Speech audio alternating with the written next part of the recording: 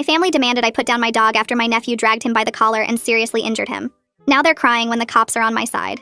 The first time my 13-year-old nephew Conrad spotted my rescue dog Mushu, his eyes lit up.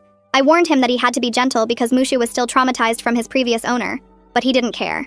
Moments later, I saw him cornering Mushu in the kitchen, pulling his ears and tail hard enough that Mushu started yelping. "Conrad, I told you to be gentle!" I yelled out, grabbing his wrist to stop him. His mother Gloria watched me grab him and immediately pushed me aside. "Okay, no. You do not touch my son. He was literally just playing," she argued. I took a deep breath to calm myself and knelt down to comfort Mushu. Gloria rolled her eyes.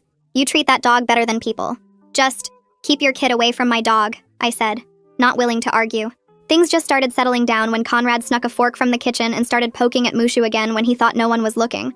I confiscated the fork and said, "You wouldn't like it if I poked you with a fork too, right? So don't do it to a dog." Gloria overheard me and gave a disgusted expression. "Now you're lecturing my son?" "Well, I wouldn't be lecturing if he actually listened," I replied. "Well, maybe you shouldn't be so sensitive over a fork," she shouted. I was speechless. It felt like I was arguing with a person whose IQ was below room temperature. Completely pointless. So I gently moved Mushu to my bedroom and locked the door, thinking I could at least keep him safe for the rest of the party. But Conrad had seen where I placed the keys. So while the adults were busy playing cards, Conrad stole the keys from my purse and dragged Mushu out into the garage by the collar. He then lined up tiny firecrackers on the floor beside Mushu and lit it up. "It's funny how scared he gets," Conrad said while filming on his phone. Mushu tried to escape, but Conrad blocked his path. That's when Mushu, in pure terror, bit Conrad's arm and drew blood. The entire family froze when we heard Conrad scream.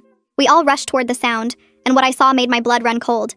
Conrad was on the ground, clutching his forearm while Mushu cowered in the corner, shaking violently. The smell of firecracker smoke hung in the air, and I could see the burnt paper scattered across the concrete floor. Conrad's phone was still recording from where it had fallen. Gloria pushed past me and dropped to her knees beside Conrad. "That beast attacked my baby!" She tried to pull Conrad's hand away to see the wound.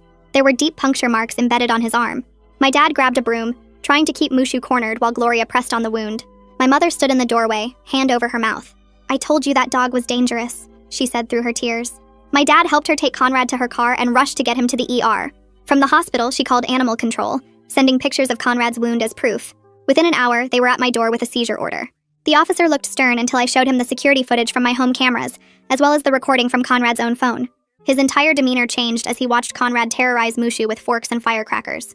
They called Gloria, letting her know they would not be taking my dog. She was furious and started making every possible threat on the call. "I'm reporting the animal shelter for corruption. You're choosing a dog over a child. Fine. If you won't do anything, I'll get justice myself." 20 minutes later, Gloria showed up in front of my house with boxes of fireworks.